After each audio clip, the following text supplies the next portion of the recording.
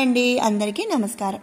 మరి నిన్నటి వీడియోలో మనం వసుదేవుడు నందుని దగ్గరికి వెళ్ళటం, అలాగే వసుదేవుడు నందుడు ఇద్దరు ప్రాణ స్నేహితులు, చిన్ననాటి స్నేహితులు అవ్వటంతో చక్కగా మరి మాట్లాడుకోవటం, ఆ తర్వాత మరి రేవతి కొడుకును కూడా నందుని కొడుకుగా పెంచమని చెప్పటం, ఆ తర్వాత కంసుడు పసిపిల్లలందరినీ కూడా చంపే దారుణ కార్యం తలపెట్టాడు కాబట్టి వాళ్ళని వేరే చోటికి, ఎక్కడైనా రహస్యంగా వేరే చోటికి వెళ్ళిపోయి ఉండమని చెప్పిన కథనంతా కూడా నిన్నటి వీడియోలో తెలుసుకున్నాము. మరి అలాగే ఇక వసుదేవుడు వెళ్ళిపోయిన తర్వాత నందుడు వేరే చోటికి వెళ్ళిపోవటం, ఆ తర్వాత బాలకృష్ణుడిని నందుడి దగ్గర పెరుగుతున్నాడు అని తెలిసి కంసుడు పంపించిన పూతన వచ్చాడు అన్నంతవరకు మనం తెలుసుకున్నాం కదండి.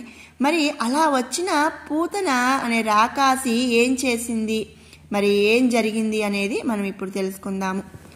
ఇక బాలకృష్ణుడు నందుడి దగ్గర అల్లారి ముద్దుగా పెరుగుతున్నాడు అని చెప్పి తెలిసిన కంసుడు ఏం చేశాడంటే పూతన అనే రాకాసిని పంపించాడు. ఆ రాకాసి వచ్చి ఒక అందమైన అందగత్తిగా రూపం మార్చుకొని నడి రేయిని అంటే మధ్యరేతిలో నందుని ఇంట ప్రవేశించిందంట. మరి ఆ నైట్ అంటే మిడ్ నైట్లో అంతా నిశ్శబ్దంగా ఉంది. అందులో నిద్రలో ఉన్న బాలకృష్ణుని మెల్లగా ఎత్తుకొని బుగ్గలు నిమిరి విషం పూసిన చనుబాలు తాగించిందంట. మరి ఆ జగజెట్టి విషపు పాలను మరి ఆ పాలతో పాటు దాని ప్రాణాలు కూడా పీల్చగా అది ఓ అని చెప్పి అంటే బిగ్గరగా అరిచి కింద పడిపోయిందంట. ఇక కంసుడు పంపిన పూతనైతే ఈ విధంగా బాలకృష్ణుడికి బలైపోయింది. ఇక దాని అరుపు గోకులమంతా కూడా వినిపించేంత పెద్దగా ఉందంట. మరి ఆ అరుపుకి గాఢ నిద్రలో ఉన్న వాళ్ళందరూ కూడా ఉలిక్కిపడి లేచి గుమిగా అంటే గుంపుగా వచ్చి అక్కడ చచ్చిపడి ఉన్న ఒక రాక్షసిని అంటే పూతన రాక్షసిని చూశారు. యశోద నందులు ఇద్దరు కూడా రాక్షసి తొడపై ఆడుతున్న బాలకృష్ణుని చూచి తీసుకొని ఎత్తుకొని ఆవు తోకతో దిగదుడిచి అంటే మనం ఏమంటామంటే దిగదుడిచి అంటే దిష్టి తీయటం, ఆవు తోకతో దిష్టి అనేది తీసేసి గోమయంతో తిలకం దిద్ది నారాయణ కవచం చదివి తమ ఇంట ఒక ఉయ్యాలలో పడుకోబెట్టారంట. ఇక ఆ తర్వాత మరి ఇంతవరకు ఇలాంటి ఉపద్రవం అంటే మరి అపాయం అనుకోవచ్చు. మరి అలాంటిది ఎప్పుడూ కూడా జరగలేదు, ఇదేదో వింతగా చింతగా ఉన్నది అని చెప్పి అందరూ కూడా అంటే గొల్ల పెద్దలు అన్నారంట. మరి ఉయ్యాల్లో ఉన్న ఆ కపట బాలుడు అక్కడికి దగ్గరగా ఉన్న ఒక చిన్న బండిని కాలితో తన్నాడంట. మరి దానిలో యశోద భద్రపరిచి ఉన్న పాలు, పెరుగు, వెన్న, నెయ్యి, ఇక ఇంటికి కావలసిన పదార్థాలు ఉన్న పాత్రలన్నీ కూడా కింద పడి పగిలిపోయాయంట. అది చూసి అక్కడ ఉన్న గొల్లల పిల్లలు వచ్చి యశోదకి చెప్పారంట. ఆమె వెళ్ళి చూసి వాటిని అన్నింటినీ కూడా జాగ్రత్తగా తీసి పాత్రలలో వేసి దధి పుష్పాక్షతలతో ఆ బండిని పూజించి బాలకృష్ణుని చూసి అలిగిందంట. మరి అంతే కదండి, మరి అవన్నీ కూడా పాత్రలు అవన్నీ పెట్టుకుని ఒక బండి అంటే మరి అది మనకి ఎంతో ముఖ్యమైనది. ఆ బండిని తన్నేసరికి మళ్ళీ ఆ యశోద తల్లి అవన్నీ కూడా తీసి చక్కగా దాంట్లో పెట్టేసి దానిని మరి పుష్పాలతో అక్షంతలతో ఆ బండిని పూజించి మరి బాలకృష్ణ మరి ఏదైనా చేయకూడని పని అనేది చేసామనుకోండి, ఇప్పుడు మన పిల్లలు మనం చేస్తే మన వాళ్ళు ఏంటంటే కొంచెం అలక అనేది చూపిస్తూ ఉంటారు కదా, అలా ఆ యశోద తల్లి అలిగిందంట. ఇక అంతలో గోపకాంతల కడకు వచ్చి, అమ్మ యశోద, నీ చిన్న పాపడు నిన్న కొండంత రాక్షసుని చంపాడు, మరి ఇంటి సామానుల బండిని విరగదన్నాడు, వీడు ఇలాగే పెరిగి పెద్దవాడైతే మరి ఎందరి కొంపలు నిప్పు పెడతాడో అని చెప్పి గోపకాంతలు యశోదమ్మతో అన్నారంట. మరి ఇలాగ హెచ్చరికగా ముచ్చట్లాడి గోపకాంతలు వెళ్ళిపోయారు. తరువాత వసుదేవుడు రోహిణి కొడుకైన బలభద్రునకు, దేవకీనందుడైన కృష్ణునకు కూడా ఇద్దరికి నామకరణం చేయించాలని చెప్పి సంకల్పించి కులగురువైన గర్గుని ఆహ్వానించి విషయమంతా కూడా చెప్పారంట. మరి గర్గుడు నందుని మందిరానికి వెళ్ళాడు. తనంత తాను చూడడానికి వచ్చినట్లు చెప్పాడు. యశోదానందులతో కొంతసేపు ముచ్చటించాడంట. తరువాత ఎవరికీ తెలియనట్లుగా రోహిణి నందునకు రాముడని, దేవకీ కుమారునకు కృష్ణులని నామకరణం చేసి వెళ్ళిపోయాడంట. ఇక రామకృష్ణులు తెలుపు నలుపు శరీరాలతో శోభాయమాన మూర్తులు ఈ యశోదానందుల పెంపకంలో గారాభముగా పెరుగుతూ ఉన్నారంట.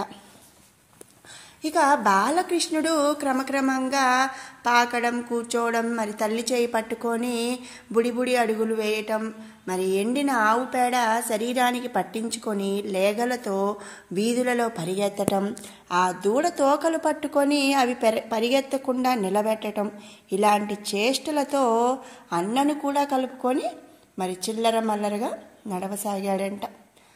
ఇక అంతకంతకు అంటే పెరిగే కొద్దీ మరి ఈ పెంకి చేష్టలు అనేవి కూడా పెరుగుతూ వచ్చాయంట.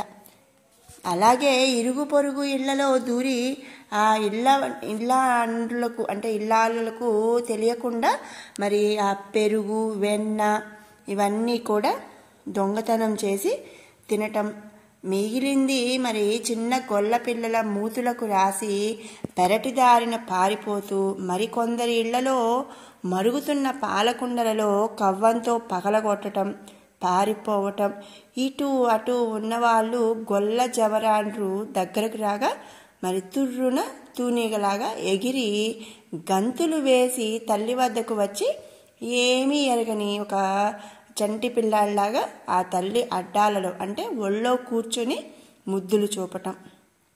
ఇలా బాలగోపాలకృష్ణుని శైశవచర్య అంటే అల్లరి చేష్టలు, పెంకి చేష్టలు బాగా పెరిగిపోతూ వచ్చినాయంట. మరి అలా ఉండగా ఒకనాడు కృష్ణుని తన ఇంటిలో చూసి పారిపోగానే అటు ఇటు ఉన్న అందరినీ కూడా మరి వాళ్ళందరికీ కూడా ఒక గొల్లబామ శ్రీకృష్ణుని చూపి మరి నలుగురితో ఆలోచించి కర్తవ్యం అందరూ మరి ఒక నిర్ణయానికి వచ్చారంట. వచ్చి ఆ యశోద వద్దకు వచ్చి గట్టిగా అరుస్తూ ఇలా చెప్పారంట, ఇలా అంటున్నారంట. అమ్మా యశోద, ఏమిటమ్మా ఇలాంటి కొడుకుని కన్నావు? వీడు మనిషేనా? మా ఇళ్లలో జొరబడి వెన్న తిన్నంత తిని ఉన్నది ఇంటి నిండా విరజిమ్మటం, ఇది ఇంత చిన్న వయసులో ఉన్న పిల్లలు ఎవరైనా సరే చేసే ఒక పనేనా అని చెప్పి ఆ గొల్లలందరూ కూడా ఆ యశోద అమ్మతో అంటున్నారంట. అంతేకాకుండా ఇంకా ఏమంటున్నారంటే, మరి మమ్మల్ని ఇళ్లలో శాంతిగా బతకకుండా చేస్తున్నాడు, నీకు తెలియదేమో ఇంకా ఈ దుందుడుకు పిల్లవాడు చేసే చేష్టలు చెప్పలేము అని చెప్పి మరి చెప్పకుండా ఉండలేము, మరి చెప్పకుండా ఉండలేము అని చెప్పి ఆ గోపకాంతలందరూ కూడా అంటున్నారంట. మరి మీ ఆయన మాకందరికీ కూడా పెద్ద, మరి అతని భార్యకి నీకు నీ కొడుకుపై ఏమని చెప్పగలం అని చెప్పి చెప్తున్నారంట. మరి సహజంగా మనం ఎవరైనా అంటే మనకన్నా పెద్దవాళ్ళు కానీ మనకన్నా కొంచెం పొజిషన్లో కొంచెం పెద్దవాళ్ళైనా లేదా మనకన్నా బలశాలు అలా ఉన్నారనుకోండి, వాళ్ళ ఇంట్లో ఉన్న ఇంటి సభ్యుల గురించి ఏమైనా మనం ఒక కంప్లైంట్ చేయాలి అంటే 1కి 10 సార్లు ఆలోచిస్తాం. ఎందుకంటే మరి మనకన్నా పెద్ద స్థాయిలో ఉన్నారు లేదా మనకన్నా మరి పొజిషన్లో హైలో ఉన్నారు లేదా మనకు మంచి చెప్పే ఒక పెద్ద పొజిషన్లో ఉన్నప్పుడు మరి వాళ్ళ పిల్లల మీద మనం కంప్లైంట్ చేసామనుకోండి, వాళ్ళ పిల్లల గురించి కానీ ఇంట్లో వాళ్ళ గురించి కానీ మనం ఒక కంప్లైంట్ చేస్తే మరి వాళ్ళు తిరిగి మనల్ని ఏమన్నా అంటారేమో ఏమన్నా చేస్తారేమో అనే ఒక రకమైన ఆలోచన అనేది వస్తుంది కదా. అలాగే ఈ గోపకాంతలందరూ కూడా చెప్తున్నారంట, మరి మీ ఆయన మాకందరికీ పెద్ద కాబట్టి మీ పిల్లాడి మీద మీ పిల్లాడి చేష్టల గురించి చెప్పలేము, అలాగే చెప్పకుండా ఉండలేము అని చెప్పి చెప్తున్నారంట. మరి కృష్ణుని వేళ్ల ముద్రలున్న బుంగలు అంటే కుండలు చూపించారంట. ఇక యశోద నిదానించుకొని అంటే చిన్నగా అంటే చూసి పోల్చిందంట, అవి తన పిల్లవాడి వేలి ముద్రలే అని చెప్పి. మరి పక్కనే ఉన్న చిన్ని కృష్ణుని కూడా చూసిందంట. చూసి ఇక మరి అంతే కదండి, ఎవరైనా వచ్చి మన పిల్లవాడి మీద మనకి ఒక కంప్లైంట్ లాంటివి చేసినప్పుడు మనకి ఎలా అయితే కోపము అలక వస్తుందో అదే విధంగా యశోద అమ్మ కూడా మరి తన బిడ్డడైన చిన్న కృష్ణుడిని చూస్తూ అలిగి అలకతో ఇలా చెప్పారు. ఇక చుట్టుపక్కల గొల్లబాములందరూ కూడా మరి యశోదా తల్లికి అలా బాలకృష్ణుడి మీద కంప్లైంట్ ఇచ్చారు. కంప్లైంట్ ఇచ్చిన తర్వాత మరి యశోద అమ్మ ఏం చేసింది అనే విషయాన్ని మనం తర్వాత వీడియోలో తెలుసుకుందాము.